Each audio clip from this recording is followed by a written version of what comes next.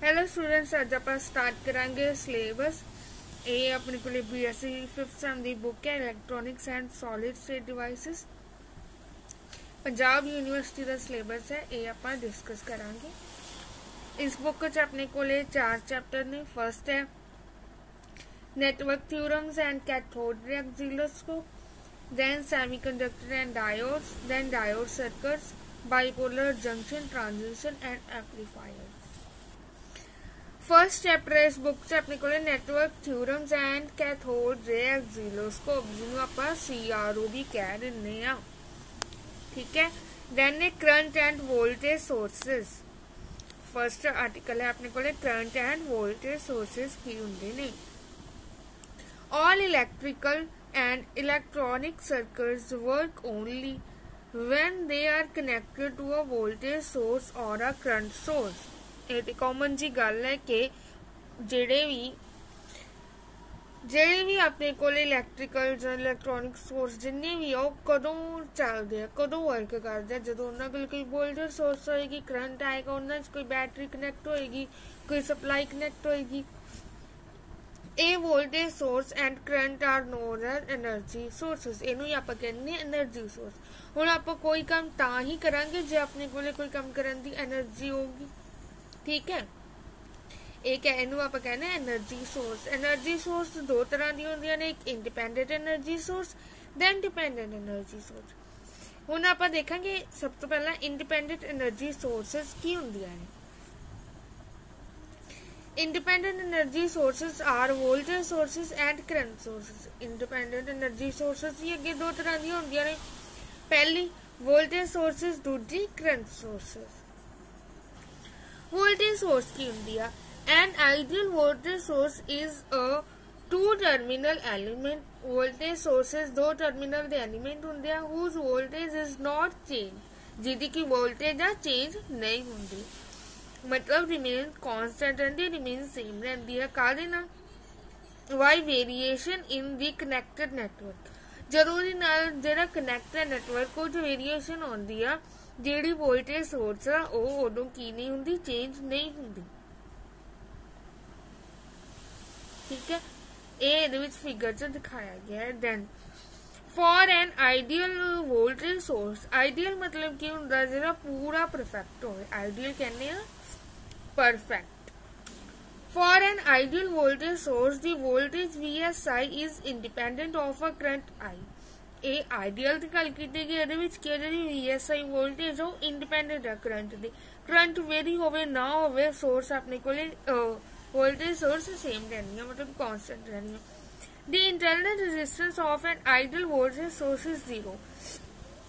ਜਿਹੜੀ internal resistance ਹੁੰਦੀ ਆ ਆਈਡੀਅਲ ਵੋਲਟੇਜ ਸੋਰਸ ਦੀ, ਉਹ 0 ਹੁੰਦੀ ਹੈ। ਕਿਉਂ? क्योंकि जो वोल्टेज वेरिएशन कदों आऊगी, जो ਉਹਦੇ थ्रू कोई करंट पास होगा, ठीक है। ਇੱਥੇ ਕੀ ਕਹਿ ਰਹੇ ਆ, ਆਈਡੀਅਲ ਚ ਕਰੰਟ ਦੇ ਪਾਸ ਹੋਣ ਜਾਂ ਨਾ ਹੋਣ ਨਾਲ ਜਿਹੜੀ ਵੋਲਟੇਜ ਸੋਰਸ ਨੂੰ ਕੋਈ ਵੀ ਫਰਕ ਨਹੀਂ ਪੈਂਦਾ। ਇਹ ਗੱਲ ਹੋਗੀ। ਤੇ ਦੂਜੀ ਗੱਲ, ਉਹਦੇ ਅੰਦਰ ਵੀ ਆਪਾਂ ਕਹਿ ਦਿੰਦੇ ਆ ਕਿ ਹਾਂ ਉਹਦੇ ਅੰਦਰ ਵੀ ਜਿਹੜੀ ਉਹਦੀ ਇੰਟਰਨਲ ਰੈਜ਼ਿਸਟੈਂਸ ਲੱਗਣਗੀਆਂ ਉਹ ਵੀ ਉਹਦੇ ਚ 0 ਹੁੰਦੀ ਹੈ, ਤਾਂ ਕਰਕੇ ਉਹ ਰਿਮੇਨ ਸੇਮ ਰਹਿੰਦੀ ਹੈ। Then the variation of terminal voltage, A होगी ideal voltage, A है terminal voltage की फिगर। VSI with current, ਇਹਦੀ ਜਿਹੜੀ वेरिएशन ਆ ਉਹ ਹੁੰਦੀ ਆ VSI ਨਾਲ, ठीक है, ਜਿਹੜੀ ਇਹ ਚ ਸ਼ੋ ਕੀਤੀ ਗਈ ਹੈ। then ਇਹਦੀ ਐਕਸਪਲੇਨੇਸ਼ਨ ਆਗੇ। ਇਹ ਆਪਣੇ ਕੋਲੇ ਇੰਟਰਨਲ ਰੈਜ਼ਿਸਟੈਂਸ ਦਾ ਇਫੈਕਟ ਪੈਂਦਾ ਆਪਣੇ ਕੋਲ ਟਰਮੀਨਲ ਵੋਲਟੇਜ ਤੇ, ਉਹਦੇ ਤੇ ਇੰਟਰਨਲ ਰੈਜ਼ਿਸਟੈਂਸ ਲੱਗਦੀ ਹੈ। इथों जी अपने को इक्वेशन निकल के आती है, capital V the terminal voltage of a practical voltage source. Terminal voltage practical है, मैं क्या है ना कि आइडियल परफेक्ट आप वैसे भी कह दें कि कोई भी चीज कदे भी परफेक्ट हो ही नहीं सकती, वो 0.1% का कुछ नोक चोक होएगी। दैन प्रैक्टिकली अपने को टर्मिनल वोल्टेज ही होंगी आ। इतने V is equal to VS minus ISRI, ठीक है। ये लगेगा equation. Thus the terminal voltage V decreases with increase in current। the terminal voltage the decrease कदों होंदी है, करंट दे increase होने नाल terminal voltage decrease होंदी है।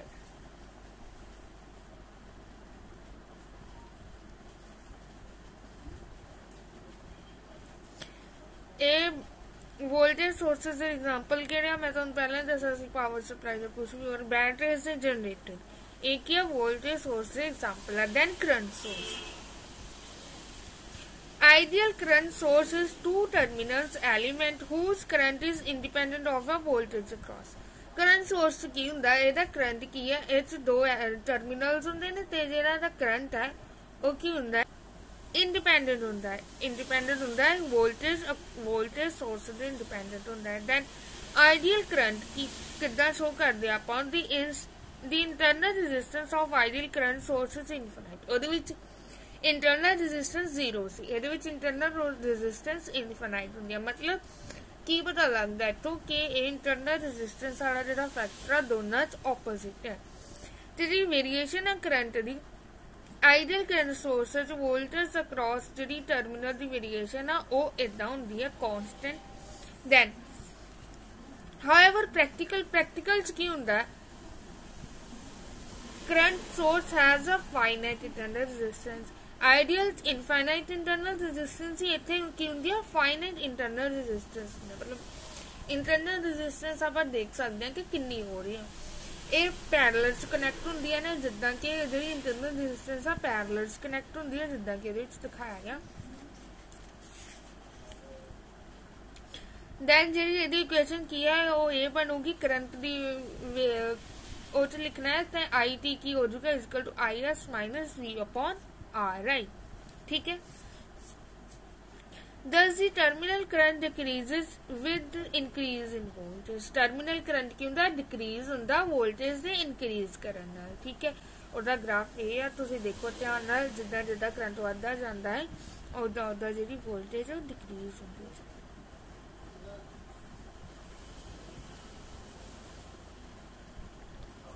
ये तुसीं इहदे विच देखो जिद्दां जिद्दां वोल्टेज वधदी जांदी है उदां उदां जिहड़ा करंट है डिक्रीज हुंदा जा रहा है। ये कांस्टेंट लाइन कर रही हुंदी आइडियल सोर्स की एक्चुअल सोर्स प्रैक्टिकल सोर्स जिहड़ा हुंदा ओहदे लई ट्रांजिस्टर्स दा जिहड़ी करंट सोर्स दी मेन एग्जांपल है हुण डिपेंडेंट सोर्सेस।